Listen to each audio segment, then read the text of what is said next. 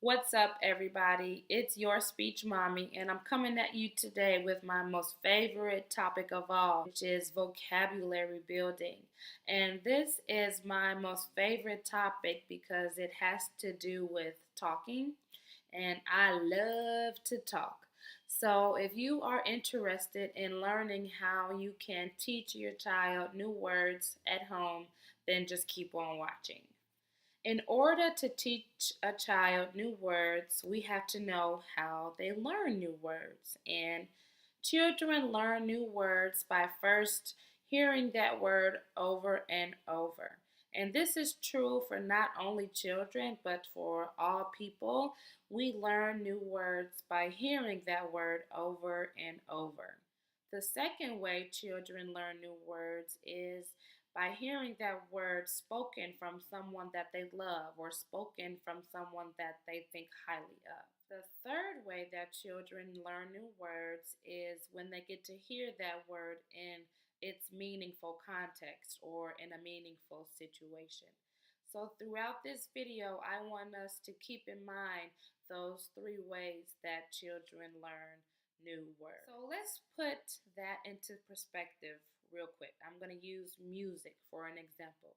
How many listens does it take for you to learn the words of a new song?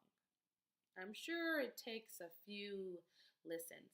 It takes a few listens for me, and I learn the words quicker if the song is repetitive.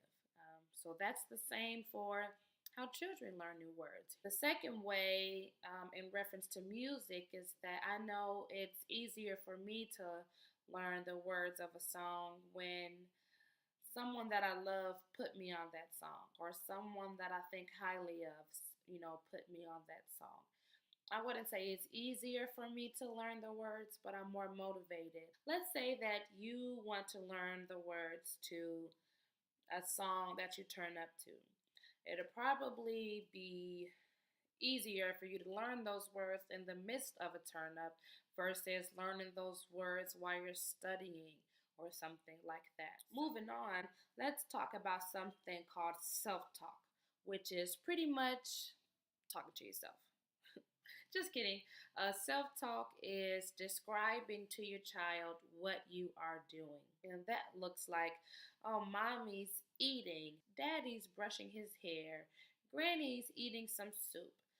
Those are examples of self talk where you are describing to the child what you're doing. Self talk is awesome for daily routines like breakfast, lunch, dinner, bathing, dressing, car rides. So let's say that you're going to self talk through getting dressed. That's going to look like, oh, mommy's putting pants on, mommy's putting shoes on, or I'm putting on your shirt. There are so many words that we say when we're getting dressed: towel, sock, pants, lotion, powder, shirt, underwear, diaper. That's just 8, and the list goes on and on. If you self talk throughout getting dressed, every day or twice a day, or however many times you dress your child a day, just imagine how many times you are exposing your child to those words. And it's coming from someone that's meaningful, and you're using it in the context. Another way to teach your child new words is parallel talk. And parallel talk is when you are describing what the child is doing or seeing. So, self talk is what we're doing, talking about what we're doing, and parallel talk is talking about what the child is doing.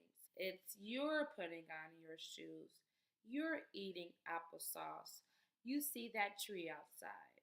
So, that's the difference between parallel talk and self talk. Your parallel talk should be reflective of what your child is doing. So you should be observing them and listening to them so you can describe exactly what they're doing. What I love the most about self talk and parallel talk is that they eventually lead to conversations. So if I'm self talking through breakfast, I'll say, Mommy's cooking breakfast. and my son will ask me, "What are you cooking?" It wasn't always that way, but it progressed into a conversation. On the topic of conversations, when you are self talking and parallel talking, it is important for you to speak on the level in which your child can understand you. So if you have younger children, or if you have a child that has a condition or a diagnosis that impacts their speech and language, you want to speak on a level at which they can comprehend, which is short and direct phrases. It will be easier for a young toddler to understand pull pants up versus put your left leg in the pant and pull it up, and then put your right leg in and pull it up. So try to self talk and parallel talk on a level at which your child can understand you. And just one more thing about the whole conversation piece of self talk and parallel talk. Once my child became more responsive, I would wait for his response before I said something else. So whether it's self talk or parallel talk, and that teaches children that language is a turn taking system. Oh, well, she said something, so now I have to respond. When you are talking, give your children a chance to respond before you speak again. It also teaches them that their words have meaning.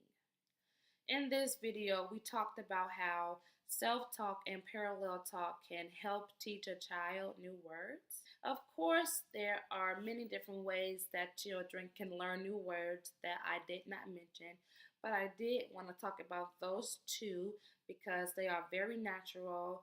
They don't require any materials, and every parent can learn to self-talk and parallel talk. I challenge you parents to talk to your children more. Engage them in conversation.